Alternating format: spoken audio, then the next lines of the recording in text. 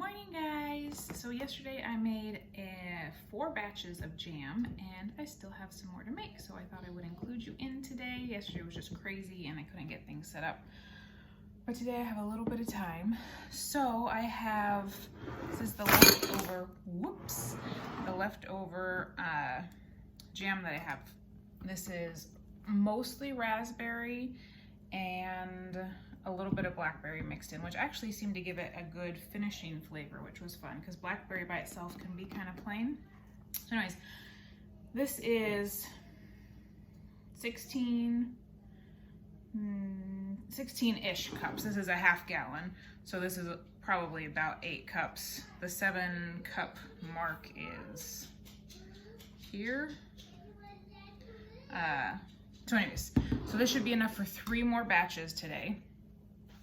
So the pectin that I have today is the Sure Gel. It's the low sugar recipe, and I believe this calls for 5 cups of berries to 4 cups of sugar, and that's the low sugar recipe. So I have a big 8-cup measure here. So yesterday I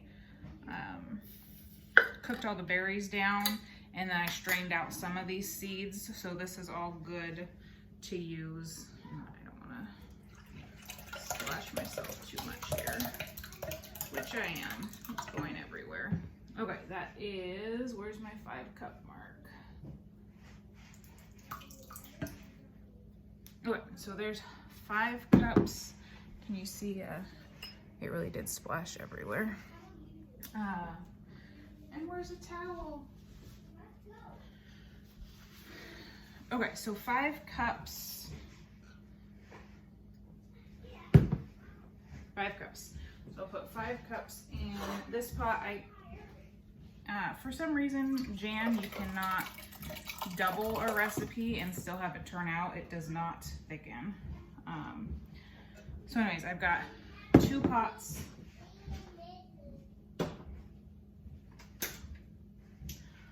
So I can do 2 batches, not quite simultaneously, because when you add the sugar at the end, you got to do a rapid boil for a minute. And if you're trying to stir 2 at a rapid boil, it gets to be a little overwhelming. So I usually get one going, and then once it's done, then I'll get the other one going, but at least they can be heating at the same time on the stove, which makes it go faster. Let's see, 5 cups.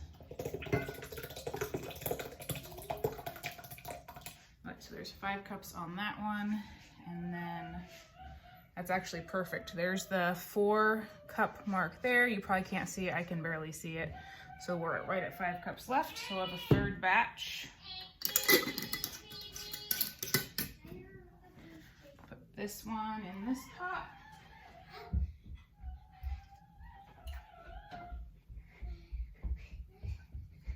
And turn that burner on. And then it says on the instructions for this Sure Gel to mix it in with a little bit of sugar before you mix it into the pot. So you mix the pectin in at the beginning before it starts to boil. 1 second. What's up, Peanut? Do you want to say hi? Hi. Good morning. Good morning. You've got crazy bedhead. Did you know that? Yeah. Yeah. Yeah. But I might put a video on the internet so you can say, hi, internet. Hi, internet. Where was I? Pectin. So anyways, it says to mix the pectin in at the beginning, which I need to do before that gets too hot. It does, however, also recommend that you mix in the pectin with a little bit of the sugar before you mix it in.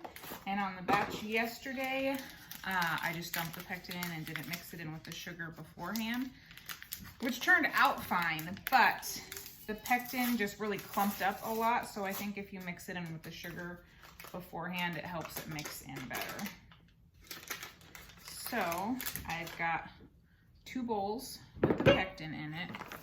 I'm gonna put a 1/4 cup of sugar in with the pectin. So I just have a 2 tablespoon scoop, so I'm doing 2 of those for a 1/4 cup in each. Mix them in together. So we got the sugar. We're not going to gymnastics today. So we got the sugar and the pectin mixed in. That one and this one. Okay, so those are mixed in. So This spoon used to be wood colored. It got used for berries, so. Okay, so dump in the pectin and sugar mixture and stir it in. And then our second pot.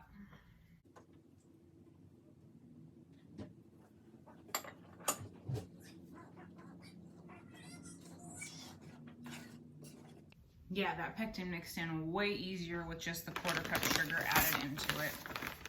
But I'm just measuring this out. It makes it way easier when you have it all measured out ahead of time.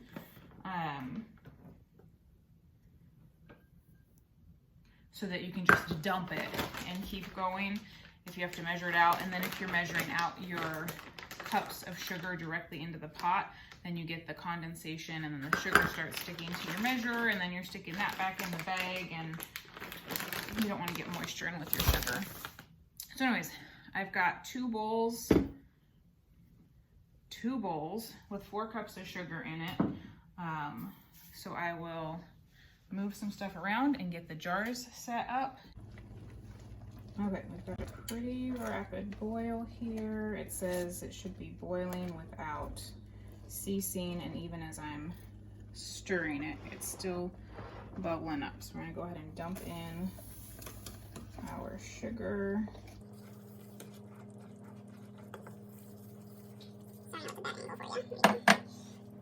Stir in our sugar and get it fully dissolved, and then it needs to come back up to a boil.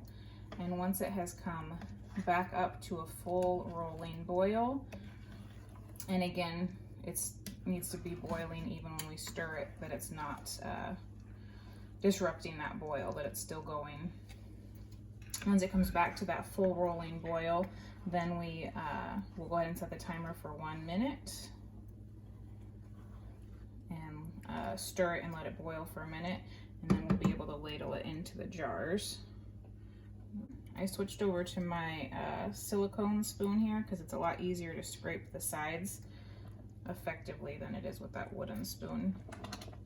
Because we are just about, you can see that nice boil there. And if I give it a stir, it's not really interrupting it at all. So I'm going to go ahead and set the timer for 1 minute.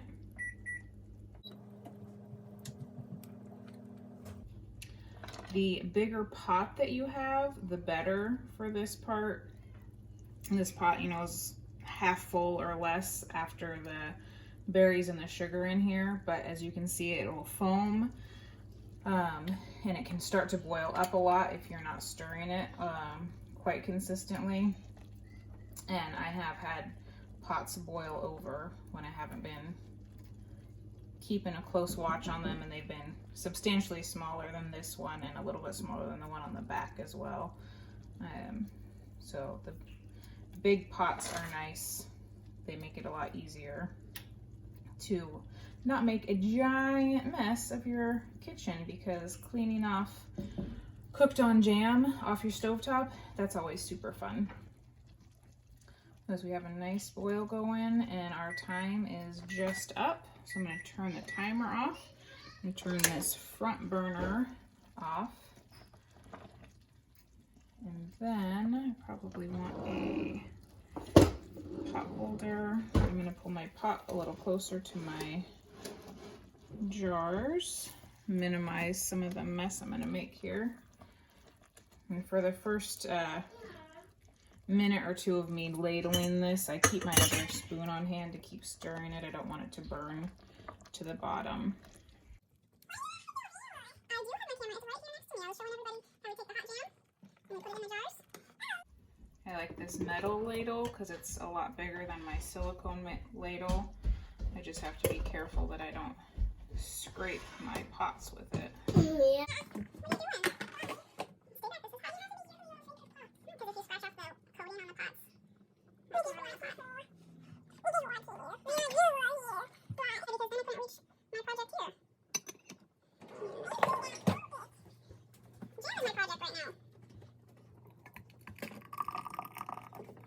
This is definitely the tricky part because this pot is enameled cast iron, so trying to hold it with one hand is a wee bit tricky.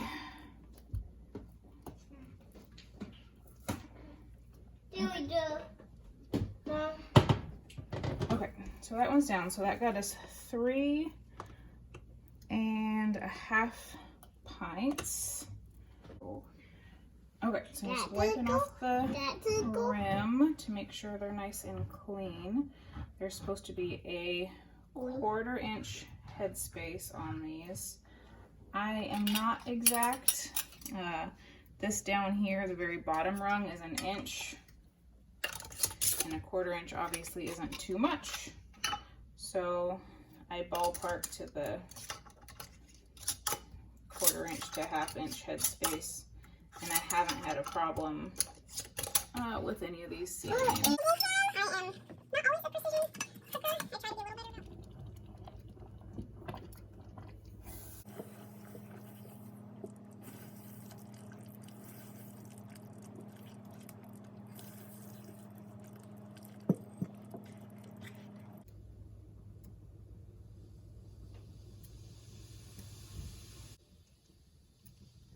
And so this one is just coming to a rapid boil here. Even when I stir it, it's still going. So we're gonna go ahead and set our timer for 1 minute. Okay, so I'm going to just babysit this for a minute, stir it, make sure it doesn't boil over, and then in another minute we will be putting it into our jars.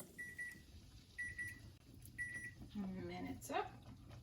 Turn off the burner.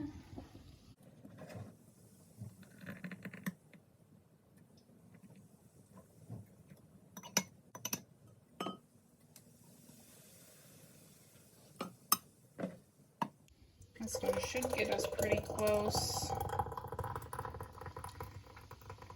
Maybe a hair over. I do have a single pint here. I might have to go for the next batch.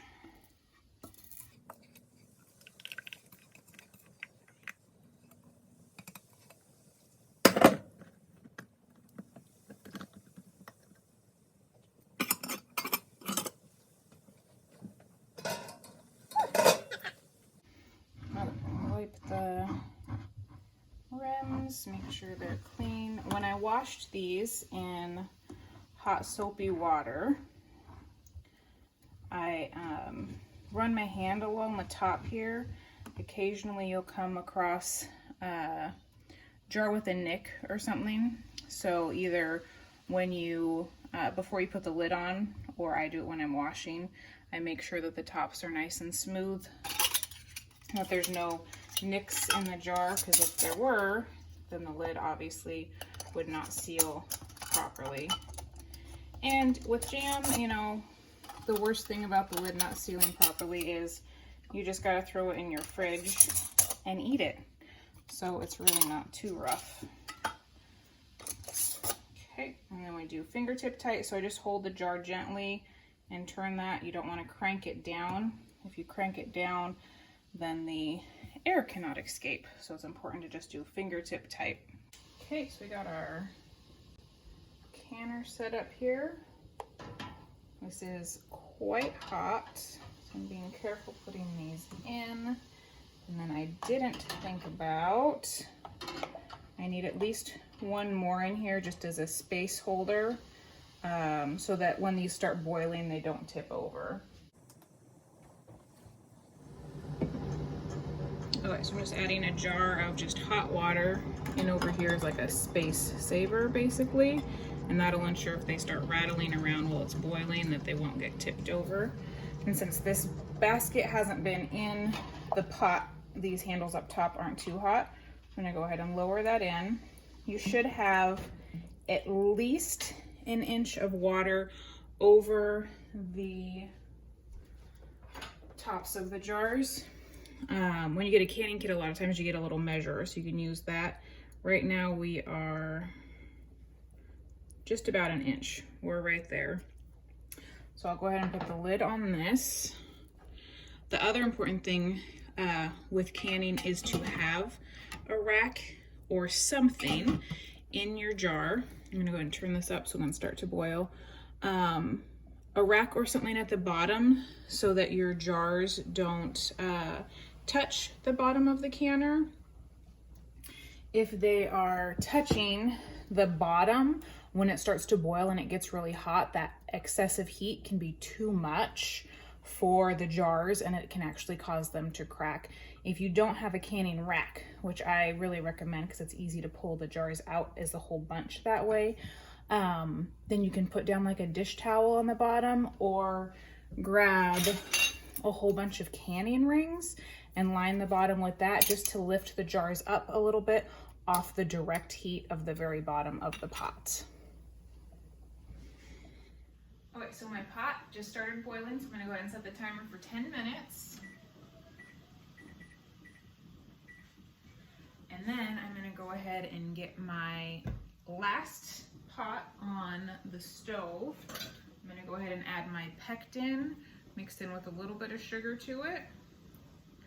And get that stirred in, and then get this on the stove up to a medium-high heat so we can get it up to a boil and get this last one done.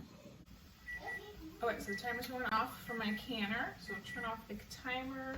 What I usually do is I turn off the burner and then I'll let this vent for a couple minutes just because it has been boiling so hard. And then after I let it vent for a minute, I'll pull the rack up and then let that sit and cool again for a couple more minutes before I pull them out. I don't want a huge temperature shock from the jars going from the hot boiling water out onto my counter. So I do it kind of gradually in phases so it's not a huge shock all at the same time. This is pretty much done boiling in there. Move the lid over. And then since the rack has been in this pot, it is now super hot. So I'm going to use my pot holders to pull the rack up and out.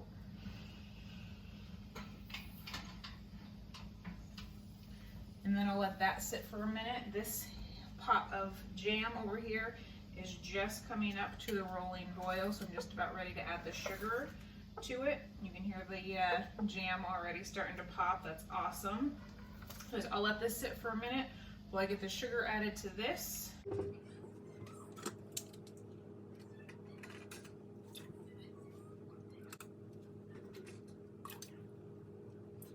Put these out, and I have a towel down so that the heat and the jars are not directly on the counter. Again, you don't want a huge temperature shock for them. So having the towel protects the jars from the temperature shock and protects your counter from the hot jars. And then since I'm on my last batch of jam here, I'm only going to